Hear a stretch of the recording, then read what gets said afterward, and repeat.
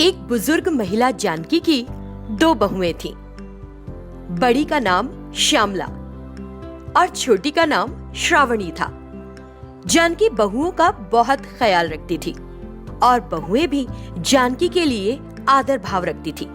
जानकी के दोनों बेटे अपना कारोबार संभालते थे और ज्यादातर घर से बाहर ही रहते थे। देवरानी जेठानी एक दूसरे को अपनी बहन जैसा समझती थी। एक दिन की बात है, जब श्यामला रसोई में काम कर रही होती है तो श्रावणी वहां आती है। अरे दीदी, तुम अकेले काम कर रही हो? मुझे बुला लिया होता तो मैं आ जाती, या तुम थोड़ा इंतजार कर लेती, मैं तो आ ही रही थी। अरे श्रावणी, काम कौन करता है, उससे क्या फर्क पड़ता है? तुम सो रही थी तो मैंने तुम्हें परेशान करना ठीक नहीं समझा। ये कॉफी लो और माँ जी को दे दो। श्रावणी हॉल में बैठी जानकी के पास आई और बोली, माँ जी, ये रही आपकी कॉफी। फिर श्रावणी चली गई और जानकी सोचने लगी, मुझे अच्छी बहुएं देने के लिए भगवान का लाख लाख शुक्र है। दोनों कैसी बहनों की तरह रहा करती हैं। बहुत अच्छा लगता है दिल में मेरे, ऐसे ही रही। उसे बहुत सुकून महसूस हुआ। कुछ दिन बीत गए। एक दिन जानकी किसी काम से बाहर निकल गई। ये देख उसकी पड़ोसन पंकजा उनके घर आ पहुंची। उसका काम सिर्फ दूसरों के घर में फूट डालना था। पंकजा सबसे पहले श्यामला के पास गई, जो फूल इकट्ठा कर रही थी। अरे आंटी नमस्ते, आप आज बड़े दिनों बाद आई?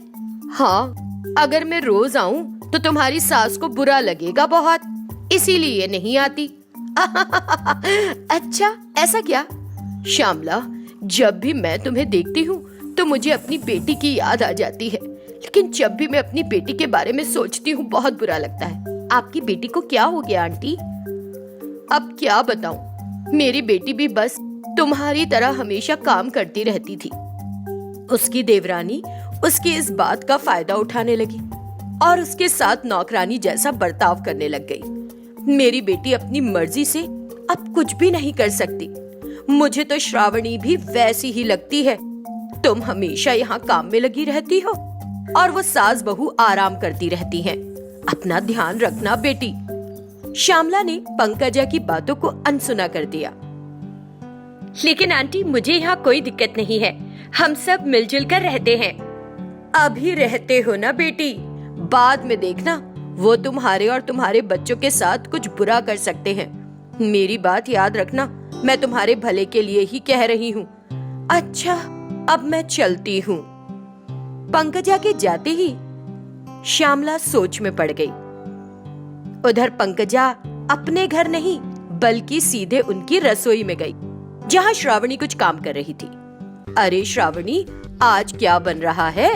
हाँ, दाल बना रही थी आंटी। ऐसे ही अपनी बातों को आगे बढ़ाते हुए उसने श्रावणी से भी सच्ची झूठी बातें करना शुरू कर दिया। उसकी बातों से देवरानी जेठानी के बीच में अविश्वास की चिंगारी पड़ गई।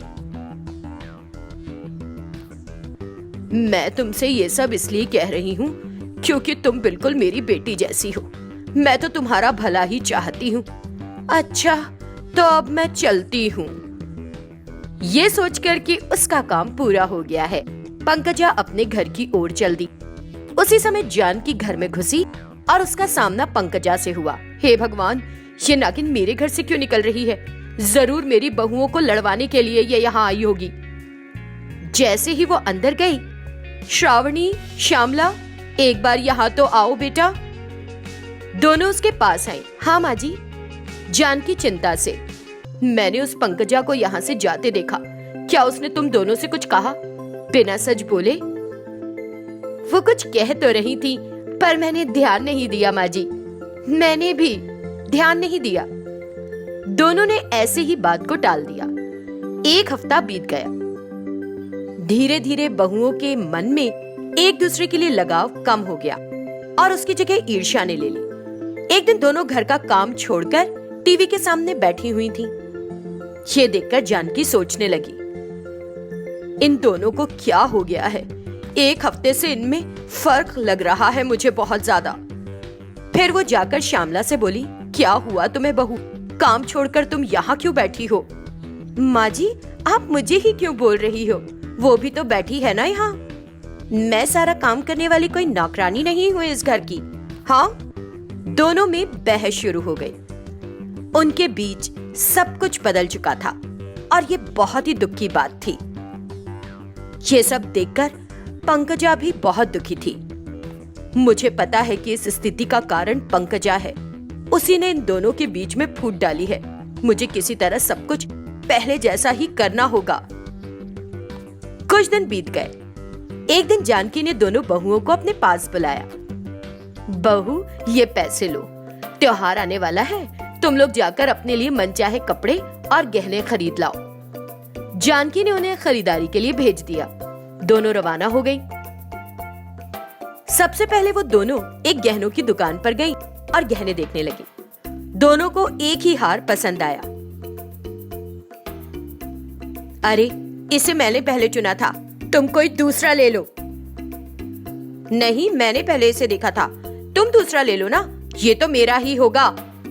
दोनों ने हार के एक एक सिरे को पकड़कर अपनी ओर खींचने की कोशिश की और नेकलेस टूट गया। ये देखकर दुकान का मालिक दौड़ता हुआ वहां आया।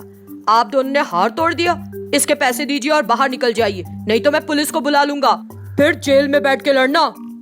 अब और कोई रास्ता तो था नहीं, तो उन्होंने हार का पैसा चुकाया और फिर दोनों एक साड़ी की दुकान पर गए। सेल्समैन ने वहां उन्हें तरह तरह की साड़ियां दिखाई। वहां भी दोनों को एक ही साड़ी पसंद आई और दोनों उसे पकड़कर बैठ गए। देखो, इससे पहले मैंने कुछ नहीं किया, लेकिन अगर तुमने ये साड़ी नहीं छोड़ी तो मुझसे बुरा कोई नहीं होगा। श्यामला को भी गुस्सा आ गया। मैं भी यही कहना चाहती हूँ, इसे पहले मैंने चुना है, तुम कोई दूसरी साड़ी ले लो। नहीं ले सकती? नहीं, मुझे केवल यही चाहिए। और यहाँ भी वे एक दूसरे से उस साड़ी को खींचने लगी और साड़ी फट गई। उन्होंने उस महंगी साड़ी के पैसे चुकाए और फिर खाली हाथ घर लौट आई। उनको खाली हाथ देखकर जानकी बोली, दोनों खाली हाथ क्यों आ रही हो? क्या तुम दोनों ने कोई खरीदारी नहीं की? हाँ। जो कुछ हुआ था उसके बारे में सुनकर जानकी को उन पर बहुत गुस्सा आ गया। तुम दोनों कितनी बेवकूफ हो। उस आग लगाऊ पंकजा की बातें सुनकर तुम एक दूसरे की दुश्मन बन बैठी हो। अगर ऐसे ही चलता रहा तो सब कुछ खत्म हो जाएगा। अभी भी समय है, सुधर जाओ, वरना तुम्हारी मर्जी। जानकी के गुस्से में दी गई सलाह से दोनों बहुओं को अपनी गलती का एहसास हो गया। इसके बाद से उन्होंने एक दूसरे को बुरा कहना बंद कर दिया और अपने अपने काम जिम्मेदारी से करना शुरू कर दिए। एक बार फिर सब खुशी से रहने लगे। ये कहानी है गिरी और गोपाल नाम के दो दोस्तों की। गिरी दिल का बड़ा भला था और गोपाल का बहुत ध्यान रखता था, जबकि गोपाल गिरी के साथ अच्छा होने का सिर्फ नाटक करता था और अपने दिमाग में गिरी के लिए बुरे विचार रखता था। एक दिन की बात है। अब हम और इस तरह अपना समय बर्बाद नहीं कर सकते गोपाल, हमें कुछ काम शुरू करना चाहिए। क्या हम एक साथ मिलकर कोई कारोबार शुरू करें? हम दोनों अलग अलग काम शुरू करते हैं ताकि हम दोनों अपनी अपनी कमाई का हिसाब रख सकें। ठीक है, दोनों अलग अलग कारोबार ही करेंगे। क्या तुम कोई सुझाव दे सकते हो कि क्या करने से हमें मुनाफा होगा? मुझे सोचने के लिए कुछ समय दो, फिर मैं बताता हूँ कि क्या करना चाहिए। फिर उस दिन वो दोनों अपने अपने घर चले गए। उस दिन गोपाल नया काम शुरू करने के तरीकों के बारे में सोचने लगा। मुझे बहुत सारा पैसा कमाना है, इसीलिए मुझे गिरी को बहुत कम मुनाफे वाले काम का सुझाव देना चाहिए। अगर वो मुझसे ज्यादा कमाने लगा तो ये मैं बर्दाश्त नहीं कर पाऊंगा। किस तरह के काम से मुझे ज्यादा पैसा मिलेगा और उसे कम? कुछ दिनों के बाद दोनों दोस्त फिर से एक जगह मिले। हाँ तो गोपाल, तुमने सोचा कि कौन से कारोबार में फायदा होगा? हमारे गांव में अच्छा मुनाफा कमाने के लिए हमें एक बिजली की दुकान और एक आटे की चक्की की दुकान खोलनी चाहिए। मैं तो बिजली की दुकान खोलूंगा, तुम चाहो तो आटा चक्की की दुकान खोल सकते हो। बोलो, ठीक रहेगा? दोस्त के दिए सुझाव से गिरी सहमत हो गया। गोपाल बिजली की दुकान खोलकर ज्यादा पैसा कमाना चाहता था और उसने अपने दोस्त को एक छोटे व्यवसाय के बारे में बताकर गुमराह किया था। दोनों ने आजू बाजू अपनी अपनी दुकान खोली। कुछ दिन बीत गए। क्योंकि लोगों के घरों में आटा चक्की नहीं थी, इसीलिए वे सभी गिरी की दुकान पर अलग अलग तरह का आटा पिसवाने के लिए आने लगे और उसकी अच्छी कमाई होने लगी। दूसरी तरफ एक या दो लोग ही गोपाल की बिजली की दुकान पर आते थे। गोपाल की उतनी कमाई नहीं हो पा रही थी जितनी की उसने उम्मीद की थी और उसे गिरी से जलन होने लगी। मेरा अंदाजा गलत था, गिरी तो मुझसे ज्यादा कमाई कर रहा है। उसकी दुकान में तो हमेशा आटा पिसवाने वालों की लाइन ही लगी रहती है और मैं यहाँ झक मारता रहता हूँ। हाँ, ये क्या हो गया? वो ऐसा सोच ही रहा था कि गिरी वहां आ गया और उससे कहने लगा, दोस्त, मैं तुम्हारा बड़ा आभारी हूँ। तुम्हारे दिए सुझाव की वजह से मैं अच्छा पैसा कमा रहा हूँ। सच में बहुत धन्यवाद तुम्हारा। गोपाल ये सुनकर और भी जल भुन गया। ये मेरी गलती थी कि मैंने अच्छा सुझाव तुमको दे दिया और अपने लिए कम फायदे वाले काम सोचा। क्या तुम्हारा धंधा ठीक नहीं चल रहा दोस्त? तो एक काम करो, तुम भी मेरी तरह आटा पीसने की दुकान खोल लो। तब हम काम और मुनाफा बराबर बराबर बांट सकेंगे। हो सकता है हमारे गांव में दूसरे गांव से भी लोग आटा पिसवाने के लिए आए, है ना? बिल्कुल कर लो तुम ये काम, मुझे कोई आपत्ति नहीं है। हाँ ठीक है दोस्त। ऐसा कहकर गिरी वहां से चला गया। फिर मैं अपना बिजली का सामान बेच डालता हूँ और आटे की चक्की खरीद लेता हूँ।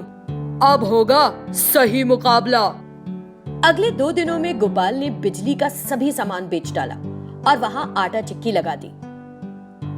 उसकी दुकान पर भी लोग आने लगे और उसकी भी आमदनी बढ़ गई। लेकिन क्योंकि गिरी का व्यवहार उससे कहीं ज्यादा अच्छा था, इसलिए लोग उसकी दुकान पर जाना ज्यादा पसंद करते थे। मेरी दुकान से ज्यादा लोग उसकी दुकान पर जा रहे हैं और ऐसे तो वो मुझसे ज्यादा ही कमाएगा। मैं किसी भी तरह उसकी दुकान बंद करवा दूंगा, तब लोगों के पास मेरी दुकान पर आने के अलावा और कोई चारा नहीं बचेगा। गिरी की ऐसी की तैसी। गोपाल उस रात गिरी की दुकान में गया। उसने गिरी की आटा चक्की की मोटर में पानी डाल दिया और जल्दी से वहां से 9-11 हो गया। अगले दिन जब गिरी मशीन को चालू करने लगा तो वो काम नहीं कर रही थी। वो परेशान हो गया। अभी ग्राहकों के आने का समय है और ये मशीन काम क्यों नहीं कर रही है? क्या हो गया? फिर वो मशीन को मरम्मत की दुकान पर ले गया और शाम को वापस लेकर आया। इस दौरान लोग आटा पिसवाने के लिए गोपाल की दुकान पर चले गए। उस दिन गोपाल ने खूब पैसा कमाया। आज अच्छी कमाई हुई है, रोज ऐसा ही करूंगा, अमीर बन जाऊंगा। उस रात वो फिर गोपाल की दुकान पर गया और मशीन में पानी डालकर चुपचाप अपने घर लौट गया। दूसरे दिन गिरी ने मशीन शुरू की तो फिर खराब पड़ी थी। ये मशीन तो रोज रोज खराब हो जाती है, ऐसे तो सारी कमाई इसकी मरम्मत में चली जाएगी। वो फिर से मशीन को मरम्मत के लिए ले गया और शाम को वापस लाया।